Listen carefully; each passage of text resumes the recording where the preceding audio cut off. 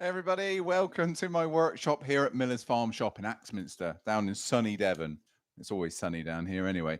Thank you ever so much for joining us. Hello to anybody that's new. And I'm also going to say hello. Some of the Axminster team are watching. So I know Steph was watching earlier. So hello. We'll see you soon, hopefully. Well, today it's all about this big lump here, this big lump of timber. And we're going to turn this into hopefully a nice hollow form. We're going to turn it into a hollow form, but hopefully a nice hollow form. I know the timber's not going to let me down because it's yew, so it's beautiful anyway. So we're going to have a look at that. Some of the things that have been inspiring me this week is some of the work done by Mark Sanger. He's been producing some really, really pretty hollow forms. His forms are always amazing anyway, but he's really working some awesome color and effects with airbrushing at the moment to make his hollow forms look like raku pottery. So if you haven't seen what Mark Sanger can do, check out his Instagram. Really, really cool stuff on there. So have a good look at that.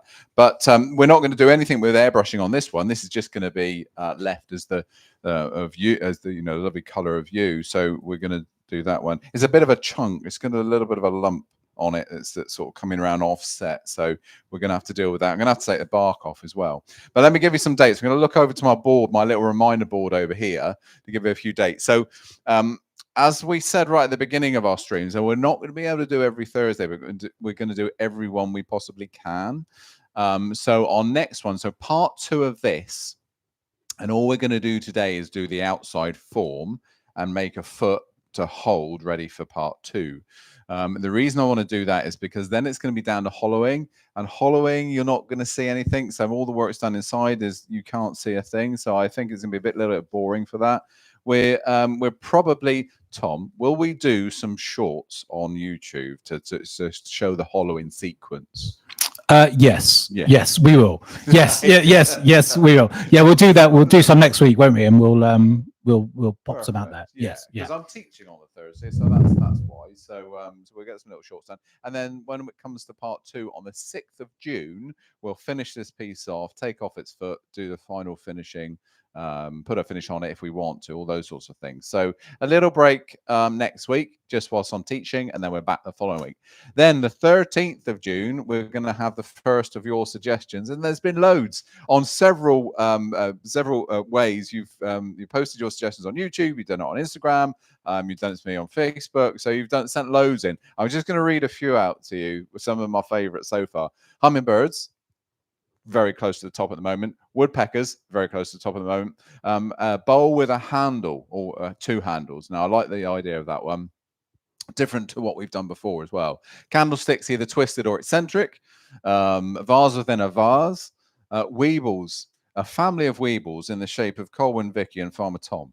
Now, I have had a go at weebles before, as you probably know, but no, that's not at the top of the favourites list at the moment. Wooden fruit. If you haven't seen the video on wooden fruit that's on my channel, check that one out. There's already one where it's a highly edited one. Me and my son done that one, but check out the wooden fruit video there. Turned mallets. I quite like the idea of a turned mallet. Do a couple of different versions of a turned mallet just for your woodwork shop. End-grain beer pot. We like this one. So in the style of a literally a traditional beer pot, I guess, or wine cask, one of those things. And I know Joe Laird, an Irish wood turner, he makes whiskey tumblers in the same way and then fires the inside. That's quite an interesting one. And Russian dolls, so stacking dolls within each other. Now that sounds quite cool as well. And I think for that reason, yes, we're going to do the first viewer suggestion on the 13th of June, but I think we're going to do a couple more as well. And don't forget what we said. The piece we make from your suggestion, that's going to fire its way over to wherever you are in the world. So the first one, we'll announce that on the day, so you'll know if you've won when we actually do it. Okay, so let's look at what we're doing. And I've spoken to him already, but I haven't introduced him. We've got Farmer Tom on the cameras and doing all the trickery over there and relaying your questions. So ask him all the questions, any questions you like. You don't even have to ask him anything to do with turning if you want. But it's his choice whether he reads them out. You're right, Tom. I am good. Apparently, I'm quite loud. So, I know I'm loud anyway. But if I am too loud, do let me know. But I've stepped away from the microphone a little bit. So hopefully, I did turn it down a little bit as well before we come. Honestly, on. I don't think I need a microphone. That's the thing. I certainly don't need a telephone. It's just like bellowing out all the time. You need a camera at some point. No. Oh God, no. Tom cam. No, we don't need that. Come on. We want to keep the viewers. We've had a nice weekend, didn't we? We went to the Arb show up in Westonbirt Arboretum. That was awesome. Yeah, it was great, wasn't it? Yeah. You didn't buy anything, did you, at the end? No, but I'm getting a little chainsaw for hedge laying for the winter. So that's what I'm doing. So lots of hedges to lay on the farm. So I'll get Colwin and Finn involved in taking all the big trees down. So it'll be good.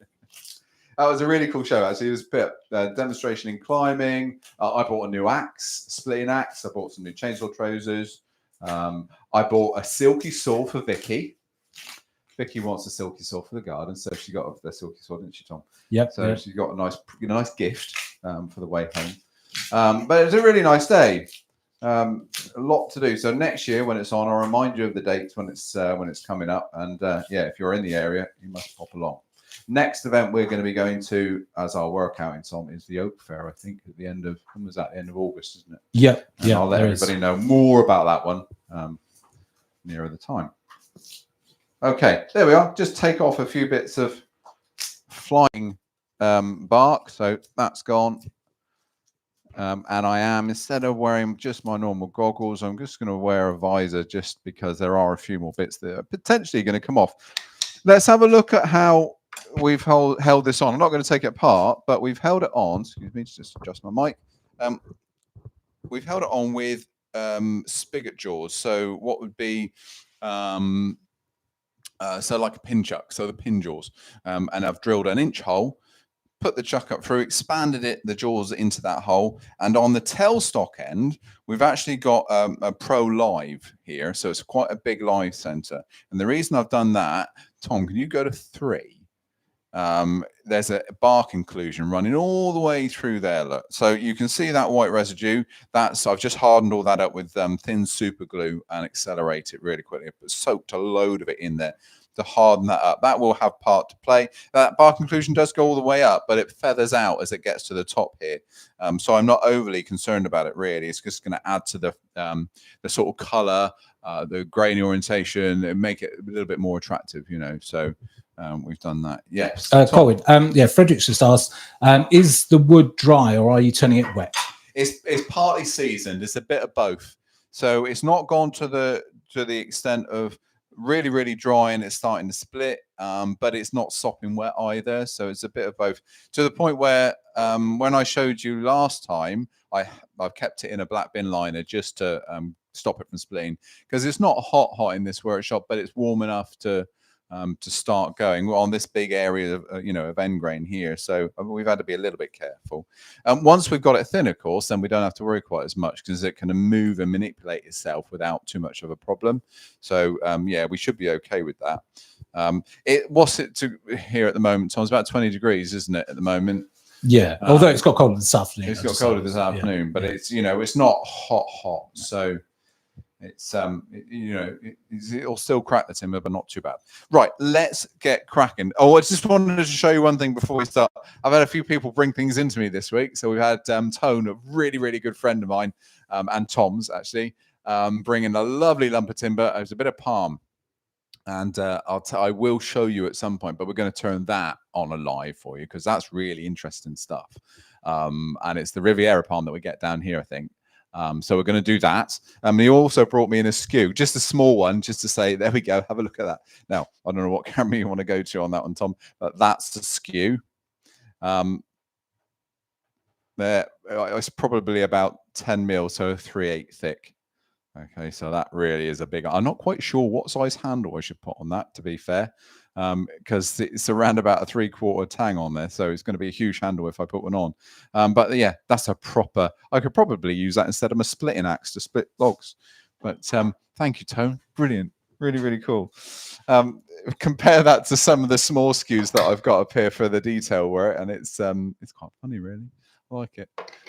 Let's start turning. So I'm going to put the visor on. Go, Tom. Did you have a question? Sorry. Oh, just interrupt me. You know. Yeah. I will. I'll definitely interrupt you. Yeah, yeah, there is. Okay, so we might be a little bit muffled, but I'm trying not to do a Darth Vader impression, and I'll try not to clash against the visor. Let's do it. I'm going to put a light on in a minute as well. I'm trying to keep the light out of your way, but I do need a little bit of my old eyes. Need to see properly. There we are. So I'm going to check everything. Check all the big levers. Check all the little levers. And we always say lathe speed to 0, then turn the lathe on. Exactly what we've done there. And the lathe will tell me when it's had enough. I'm running at 400 revs there. And I'm not going any further. We're going to start taking some of the uneven timber away. So you can see why I'm breaking this down into two lives. If I try and do everything in one, we'll be here till 9 o'clock this evening. And if you're not in the UK, that's another 5 hours time. There we are. So I quite like this bit because even though it takes a little bit of time, you're sort of unwrapping a Christmas present or a birthday present. I said Christmas again, Tom. That's 2 weeks in a row I've mentioned Christmas. But you're unwrapping a present. That's a present, okay? You don't know what the colours are like inside, and so you make your first cuts.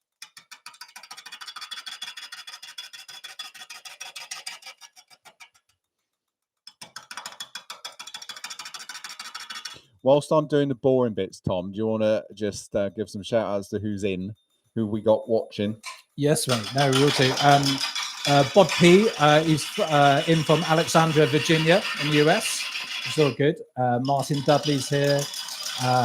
Martin Shepherd, Malcolm Douglas, Michael Seagrave. Good to see all you are here. Anna Stelforth Mates is here. Oh, there's loads, Colin. There's loads of them. Loads. It's brilliant. And there's a few more suggestions coming in as well for what you to make. I'd like to see Colin make a 10 to 12 inch wall clock. Not with an insert, but with hands and desperate markings. Is that a thing? But that's from Jay. Brilliant. Keep them coming, by the way. I mean, this gives us loads of fuel for the future, doesn't it? It means we don't have to think too much. I have to say the birds are right up there with my favorites because we've done lots of birds before, like ducks in a row, oyster catchers, all those sorts of things. But I haven't done woodpeckers and hummingbirds really that much yet. So I'm gonna do some of those for the shop, definitely. Question from Jim B. Is there a reason for using a bowl gouge instead of a roughing gouge? Yeah, I just find a little bit more control with the bowl gouge, Jim. Roughing gouge is quite an aggressive tool on a very uneven piece like this. Maybe if it was a bit smaller, but for me, this is a lot more controllable. It's a 1/2 inch, 12 mil bowl gouge.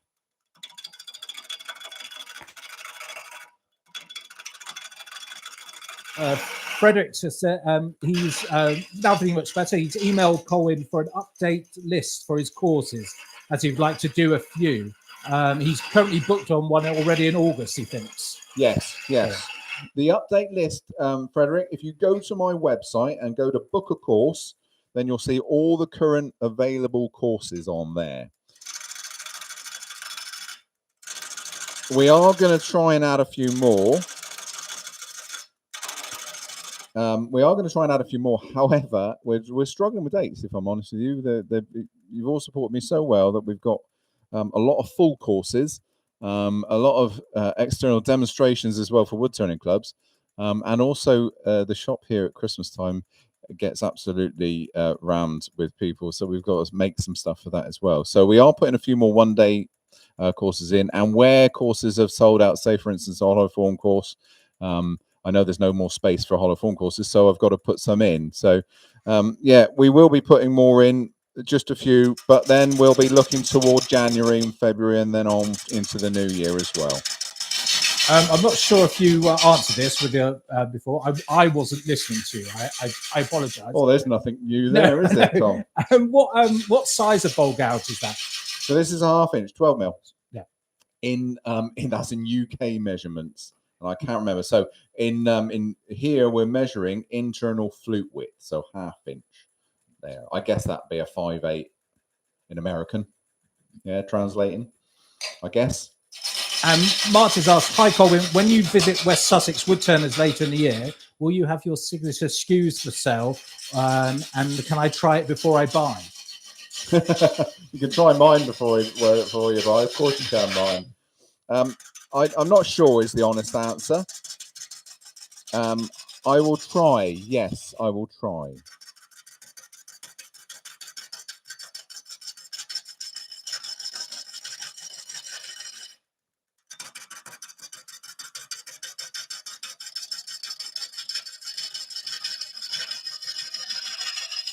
So we're starting to get down into solid timber now.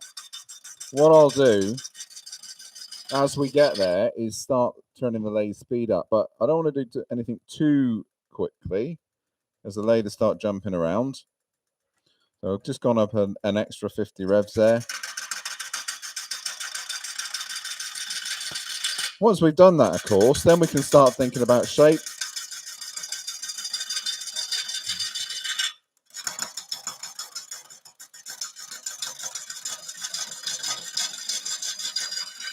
To start with, it is just a little bit of a battle.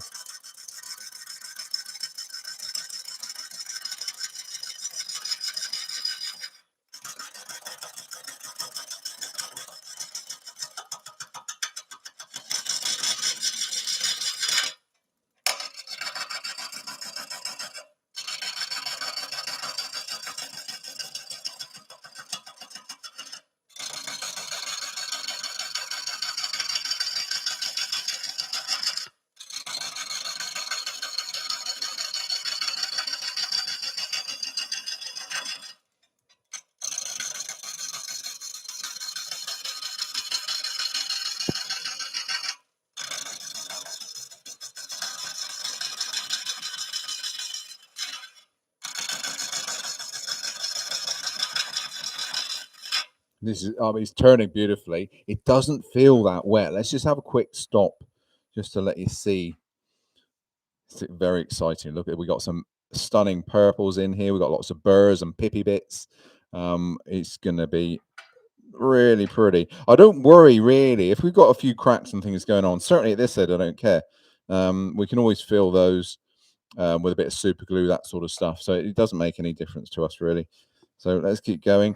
I was expecting it to be a bit wetter than this. I mean, this is a bit of a bonus, if I'm honest. Too fast. It is a bit of a bonus, but it's turning like a wet piece. It's really nice. Once I've taken this bit away, we'll then start thinking about a foot.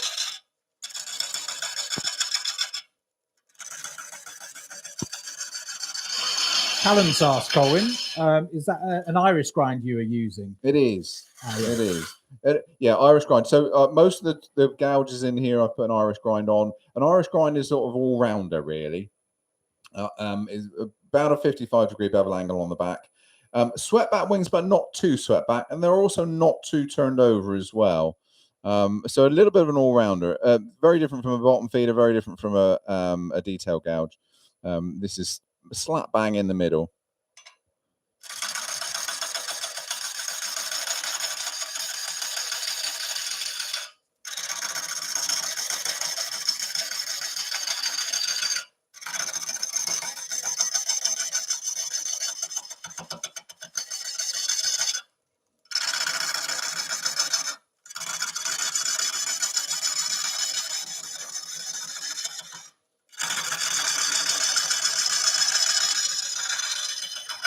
There we are. This is the boring bit out of the way almost.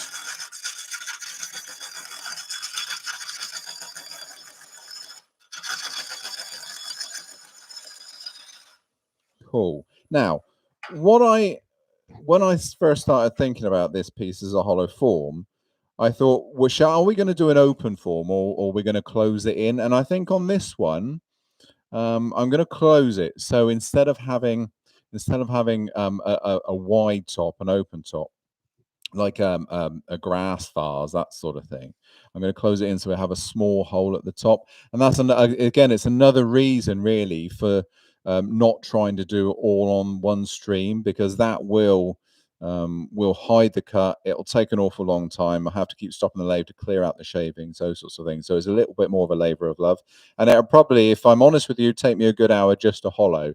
So that's a good hour of not seeing anything. That's the reason that I'm not going to do it for you. And now I'm just deciding where we're going to have the bottom. They're saying all of this about a small hole at the top.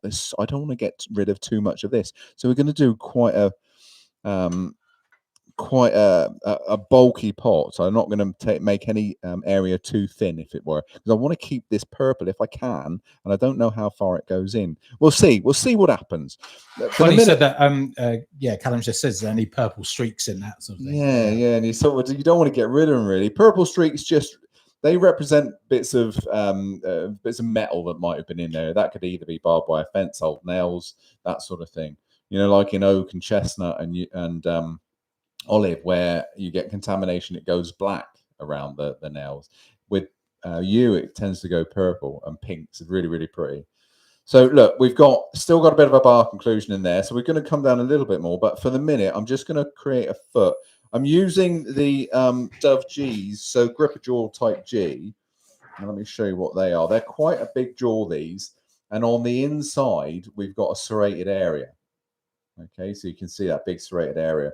I've already set my calipers to tell me when we're there. So I'm going to set those at the bottom. And we just need to clean up as well. This is undulating at the moment, so I want to get rid of that area. So before you start, Colwin, yes, Michael's asked, why wouldn't you use a spindle roughing gouge to turn that down? So same thing, Michael. I prefer the control that I've got with the bowl gouge. See now, look, I can go straight on and do the foot. It's it's smaller, so less aggressive on a very uneven piece. I can control it a little bit easier. All of those reasons. Pretty much that bowl gouge, that 1/2-inch bowl gouge, will be in my hand to do the roughing down, creating the foot, doing the shaping, finishing cuts, all of those sorts of things. So it's just I mean that I don't have to pick up another tool.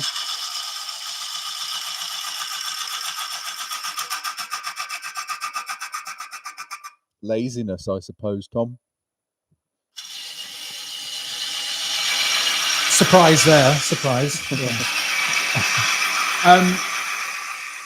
Edinator 2000. So, hello, Colwin. Is there a DMT diamond card still a good choice for sharpening the woodcut probe form system? If so, could you demonstrate? Thanks and good luck with the new workshop. Yes. Oh, nice. Oh, brilliant. Thank you. Yes, and yes. I probably won't do too much today, but that's what we're talking about. Diamond card there. I have some just happened to have, and this wasn't prepped up, a lovely new Proform tool there. But we're gonna, I don't tarnish the new one. I've got lots of other. Mate, real camera one, Tom, because this tool is a little bit too big to get in one camera. So that's got a couple of extensions on. If the hollow form is too big, and we're a long way from the tool rest. But saying all of that, yes, of course. Let me turn that off just for a minute. Mainly, let's probably go to why don't I? Like a pro. Diamond card. I would probably take this out of its holder. Okay, so the main cutting edge out of its holder. And then it's just a case of putting the card up flush against it. What we don't want to be doing is rounding it over. So it's just a couple of swipes. I use the finger here just to stop that rounding over, to stop that happening, you see. And then it's a case of twisting and pushing up through. It's a relatively straightforward thing, and you only need a couple of couple of swipes. And what I always say is like with any tool, with a skew especially, keep it sharp rather than wait for it to go blunt. Because if you wait for it to go blunt, there's far more sharpening to do, and you've got more potential for sort of curving things over. I've also set up a little jig for my tool mech as well, and the tool mech wheel being so big doesn't give well, too much of a hollow grind, but a hollow grind that I can, you know, put up with, sort of thing. Just literally a little tickle like that. And as you know, with these things, they've got to be razor sharp to work.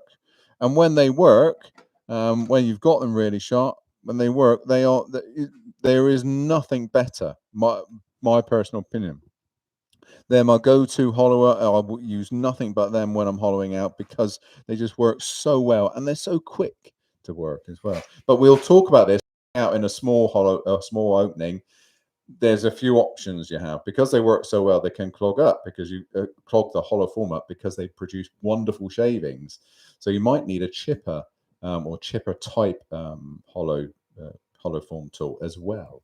Yes, Tom. Ward has asked, can we film the hollowing out process and just post it on our YouTube pages, which I think we will anyway. So, yeah, hi Ward. Yeah, thanks. Absolutely. Tom's in a bit of a pickle at the moment. He's figuring out his cider vinegar empire. So I've been learning all about how cider vinegar works and the mother and all those sorts of things. Quite a complex chemical reaction and stuff that goes on. It's quite simple in a way that you just leave it. You leave it, which is let nature work. Yeah, which is my ideal scenario. But yeah, there's a few things going on. I don't like not being in control of stuff, so I've realised that I've had to rely on other people, which I'm terrible at. But I'm sure it'll be fine. Well, if there's anything like your cider, we've already discovered that works really, it'll make really us well. blind. Yeah, yes, it should be fine. Yeah, make us blind. So let's go down to a solid here and down to size.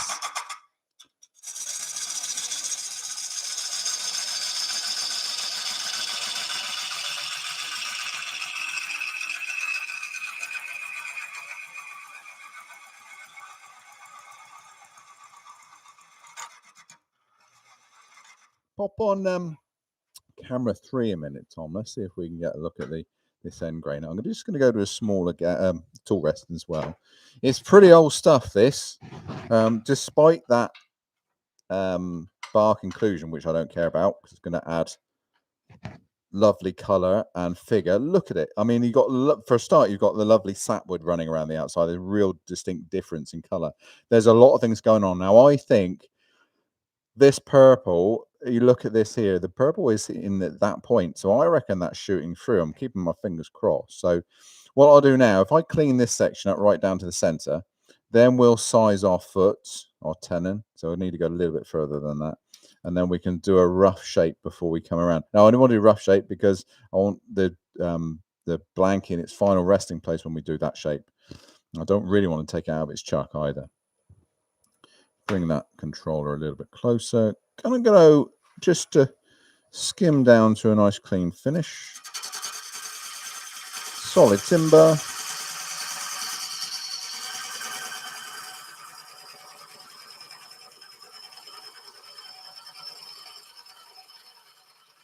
There we are.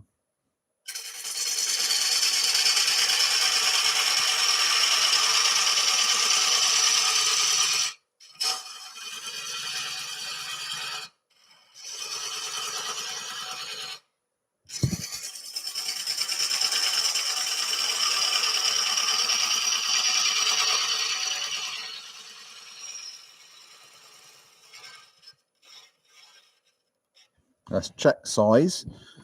Callum's had a great idea, Colwin. Go on. To go along with the whiskey tumbler. We could maybe do a cider tankard at the same time.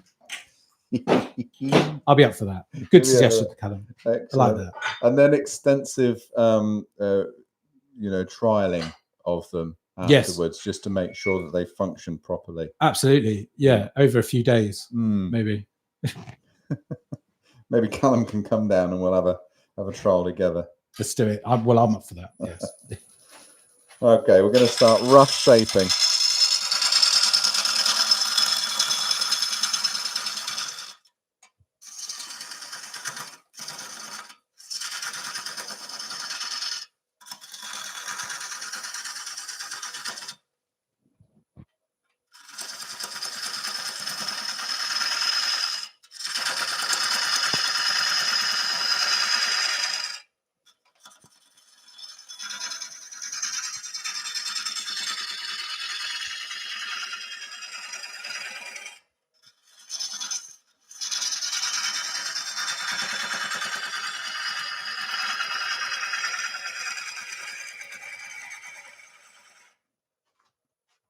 So that's just taking the back over a little bit.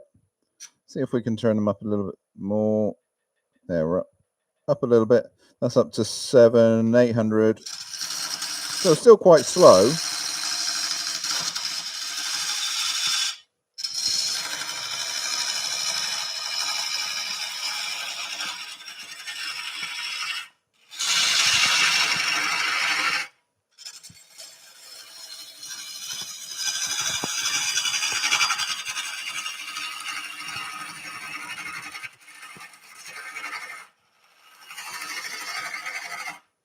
I don't know whether you can pick up the fact that this is really, really dense, really hard bit of timber, which is making for a great cut off the gouge. I'm just trying to get past that bar conclusion.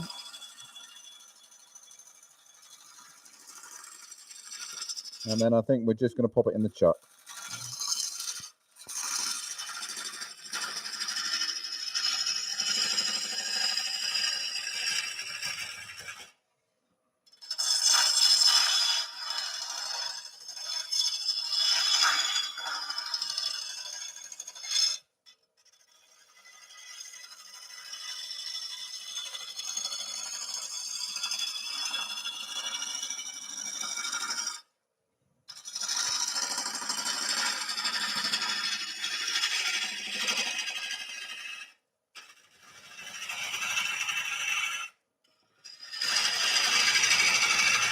Now there's a little bit of moisture coming out. I don't know whether you can see that on the end of the tool, but the sap that's coming out on that now it's not sort of sopping wet, but there's lots of lovely things going on.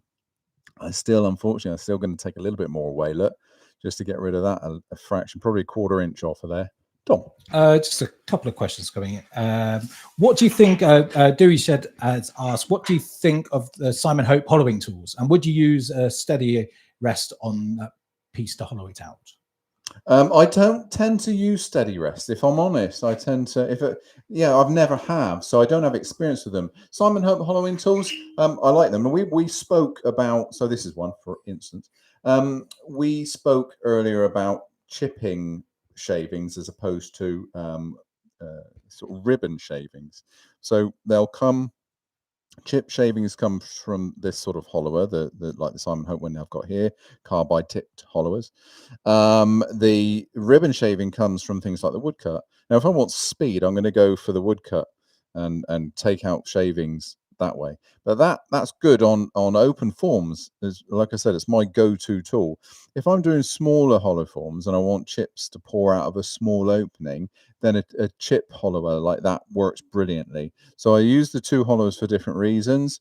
It's a case of one doesn't suit everything sort of thing. So that's where I go. I mean, you can use the woodcut on hollow forms with small openings, just that you have to stop the lathe a little bit more frequently to take out those ribbon shavings. That's the only difference. But normally I would go straight to it. I still think probably once we've got some of the main core out of this one, I'll probably go to my woodcut to do it. But this is going to have a tiny little hole in the top. Pascal's asked, is that the APL 406 lathe you're using? It is the 406, yes.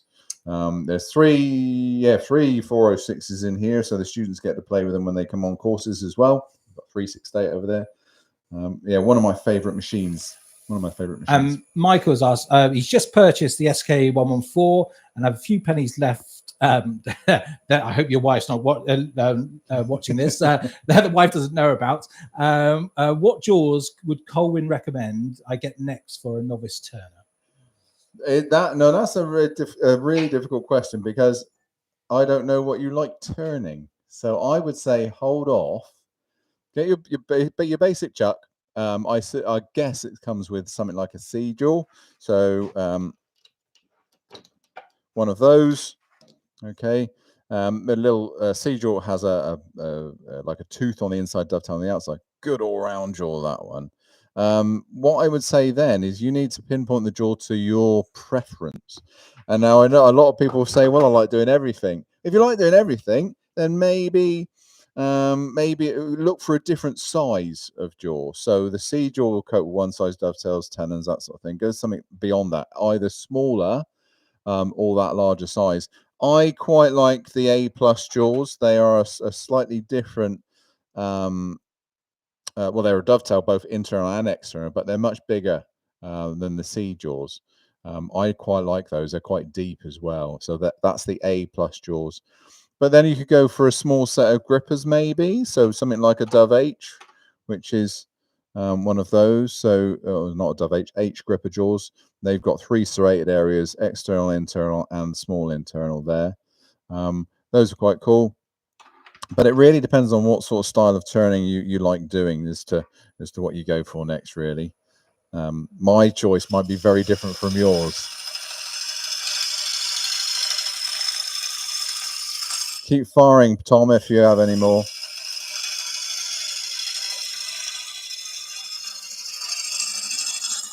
Right, that's going to do us for the external shape just for the minute. I know it's not going to be the finished shape. What I want to do is just true up our tenon. So just give a nice flat area, a little landing. Now we should, let's go for a slightly smaller gouge. That one, slightly smaller gouge. I'm just going to take as much of that little area away as possible.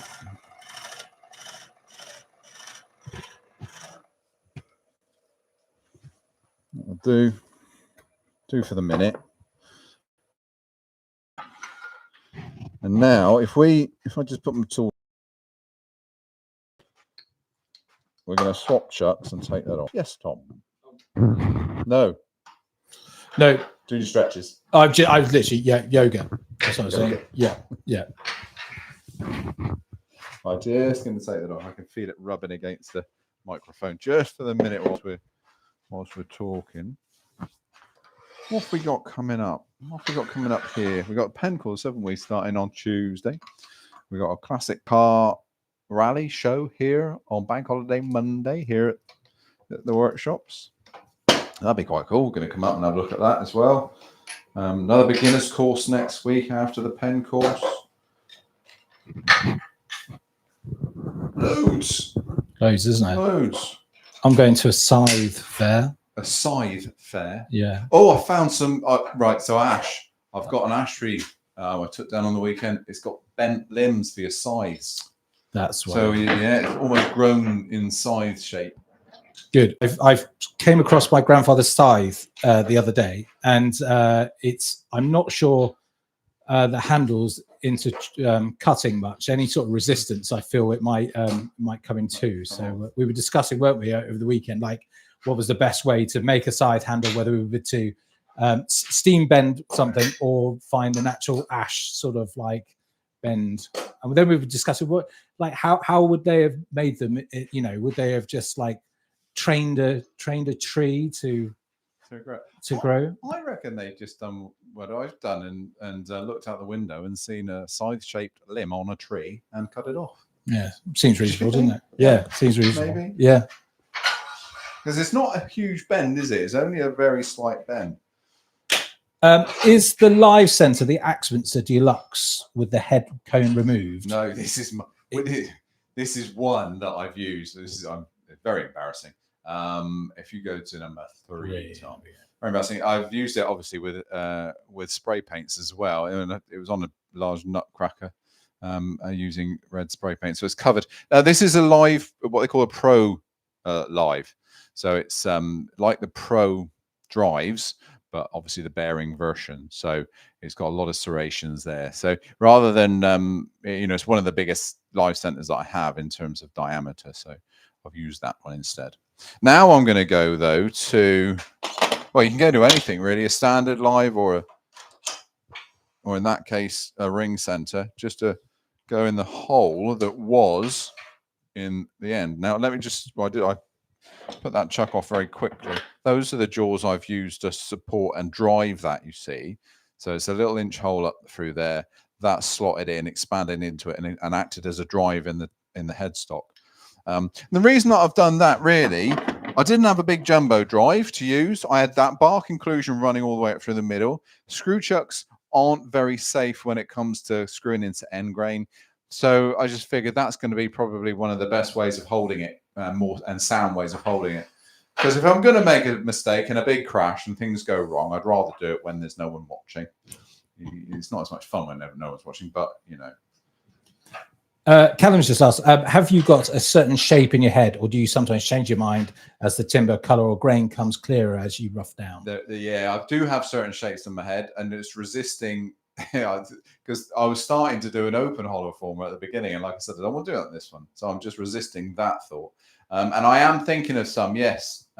Ray Key used to do some of the most awesome hollow form shapes, and I'm trying to mimic what he was doing, which is a fairly broad-sided hollow form, but also turners like Phil Irons, he does awesome urns. I really like those forms. And again, like I said, Mark Sanger, all these people who have inspired me with shapes like this. I'm trying to get something in between all of it that I like. I'm sure there is that golden ratio, isn't there? But I'm sure it'll just appear. So I have a rough idea in my head, and it will, when it comes, I'll know that it's there nearly. So we just tweak it until we get it right in my head. Well, we just said your mic might be a little bit intermittent. Have you moved it through? Have you unplugged? Am I coming apart? I'm not sure. Well, yeah, you are probably. Yeah. Try that. That should be a little. Hopefully, we are here calling through Tom's mic. I don't know. So maybe. How's about that then? How's about if everybody can still hear me? Say, yeah. Right. Let's carry on with the shaping. Anyway, if you can still hear me, you can't hear me through Tom's mic now because I've got my visor on. So we'll see. Just keep talking to us, guys, and we'll sort whatever out. I'm going to start. Yeah, much better now. I think much better. Brilliant. Yeah, I expect I come loose. I think I can go up a little bit in speed. We'll bring that the top of the hollow form around.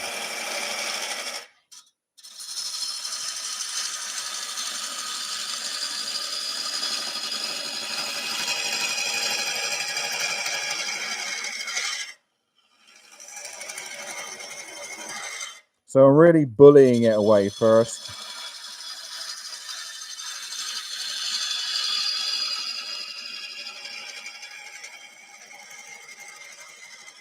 And then once I've got the rough shape, then I can go and tweak it and make a nicer, sweeter cut.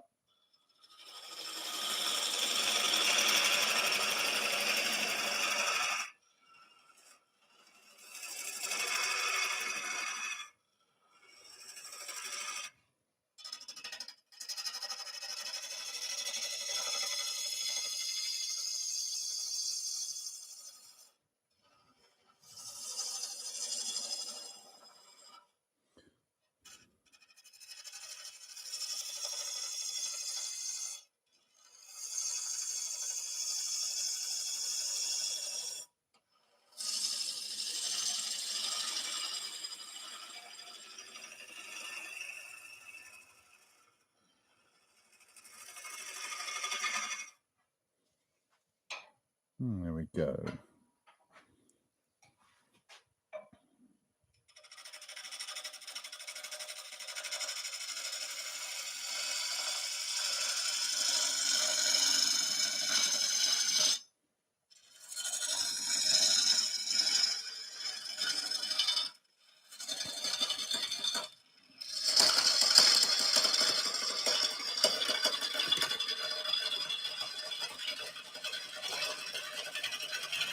I'm going to stop and have a look and see what's going on down there. I don't know whether you heard, but that was quite a lot of interference with the tool. It's this bit here, so it's that pretty bit.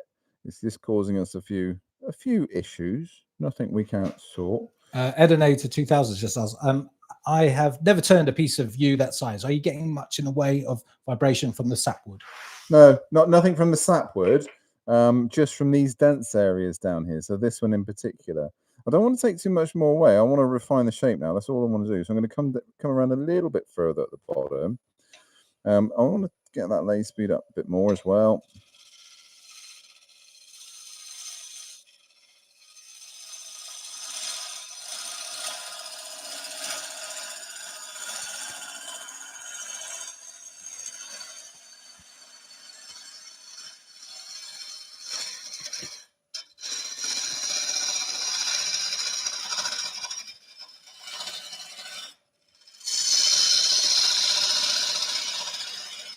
That's okay. Right, we've got to bring that curve in.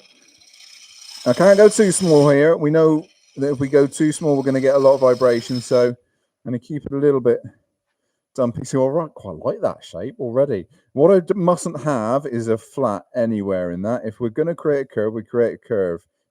Anybody will pick up a flat, or most people pick up a flat. So I want to just check any flat away. So I'm just going to skim the surface. Just a shear cut, just to clean that surface up.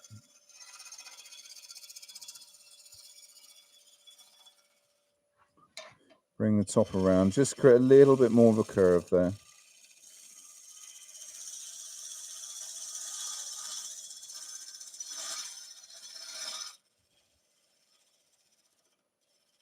Let's just go. I'm going to go with a slightly smaller gouge just to give myself a little bit more control there.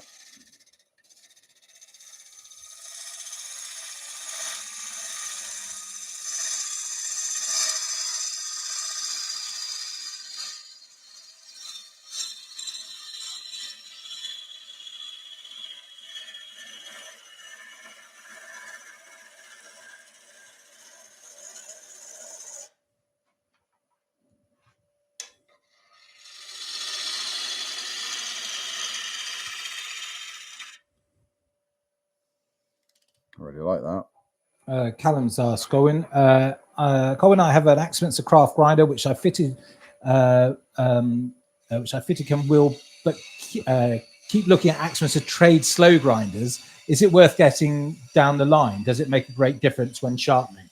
Massive difference. Slow running grinders, especially if you couple them up with a CBM wheel, you'll get very little heat. And the other beauty of it, very few sparks as well. So that's my perfect combination. An Axminster slow, or a slow running grinder with a CBM wheel.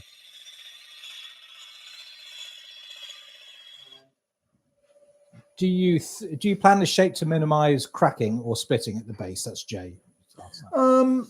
No, I don't. So we're going to handle cracking and splitting. We're going to make sure it's thin enough for it not to happen anyway. I'm not going to be aggressive when it comes to the drying of it either. So we're going to calmly dry it. And we're going to make it thin as well, so it should carry any cracks. So we're going to handle that. Now, I don't want any mechanical reasons dictating the shape that we're going to make. The shape is everything. I mean, if someone's going to buy a piece, they're looking at shape and color. Most of the time, it's grain and shape, or grain firstly, and this should have both. And we're creating a canvas. The piece of yew is so pretty that we're creating a plain canvas to show itself off. Well, that's my thought process for it anyway. Let's just have a look and see what we've got. Nice, a little bit. I can tidy that up a little bit. Let's bring that back. And you can shear scrape if you want. This is just a little iron shear scraper. I'm just going to run that one across.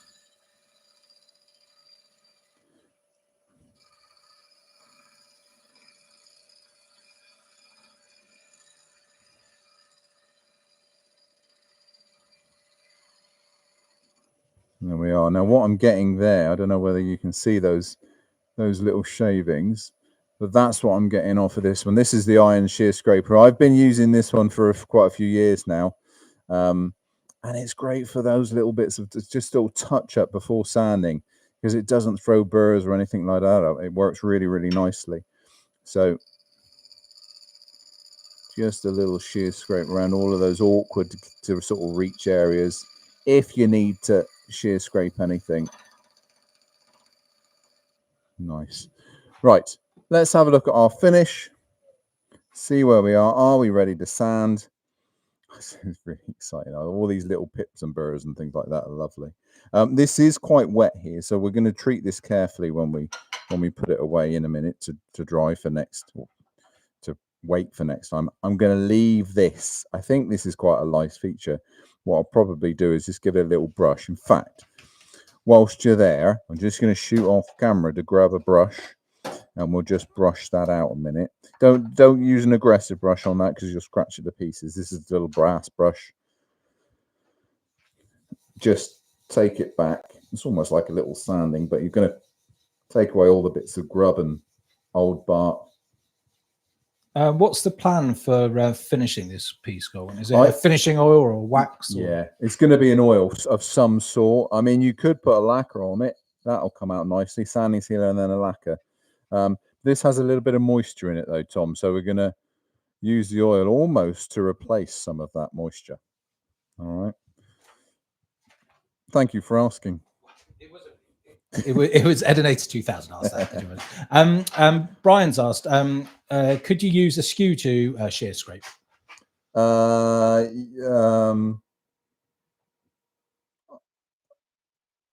hesitating there. I'm trying to work it out in my head how I would if I tried. I wouldn't like to. I don't. The trouble with the skew, unless you go to something like unless you go to something like one of these, so which is an Allen Laser skew. Yeah, I would have thought you might be able to do it with one of these because of the size of the steel. But any thinner than that, then I'd start to worry. See, the good thing, yeah, well, I don't know really. You'd have to make sure you're cutting on that bottom half like any skew use, and I would have it trailing as opposed to conventional skew, obviously. But yeah, I would want some thickness to the skew if I was going to. And Callum's asked, the angle of the iron scraper seems a bit steeper to the standard grind when you buy it. Is that right? No, I haven't tampered with it. Well, I say I haven't tampered with it. All I've done is sharpened it with the diamond file across that top surface. That's all I've done. Well, you can see it there on the camera. Just literally just sharpen the top surface. It's basically, it's not a negative rake, but it works in the same way. It's a nice soft cut. I'm happy with that shape. I think that's quite neat. What do you think, Tom? Should I leave it like that, or should I take a little bit more off the back, or are you happy with that? I think it looks pretty good, doesn't it? You're happy? I think so. You can't put it back on, can you? I can't. No. Let's do a bit of sanding. Okay, so dust extraction on. Little bit of sanding. We're going to mess around with the top of this one.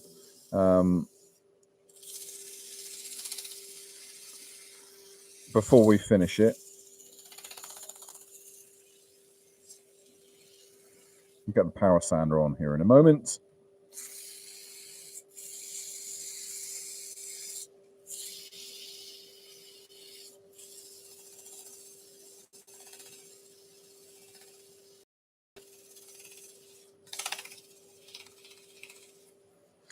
You can hear that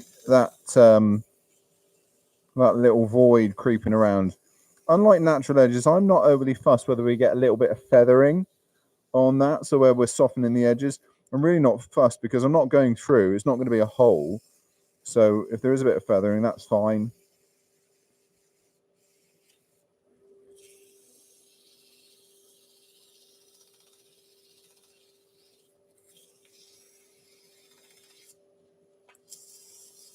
And I don't know why, I just tend to start with hand sanding before I go to power sanding. Just a fairly coarse. This is the 120. That'll throw up all those problem areas where I need to work a little bit more. It's beautiful up here. It's really pretty. Really pretty. Let's get some power sanding going. I've buried my drill. Here it is. What speed are you sanding? So that was the same as what I was turning then. That is 9, so nearly 1,000. I was brought up in a workshop where we weren't allowed to turn the lathe down. It was a production workshop, so you had a job to do in a certain amount of time, so we didn't turn the lathe down. The thing that you did do, though, was move around the lathe quite quickly to stop getting the timber heated up. That's all. Right, lot of noise now, Tom. Sorry. Ready?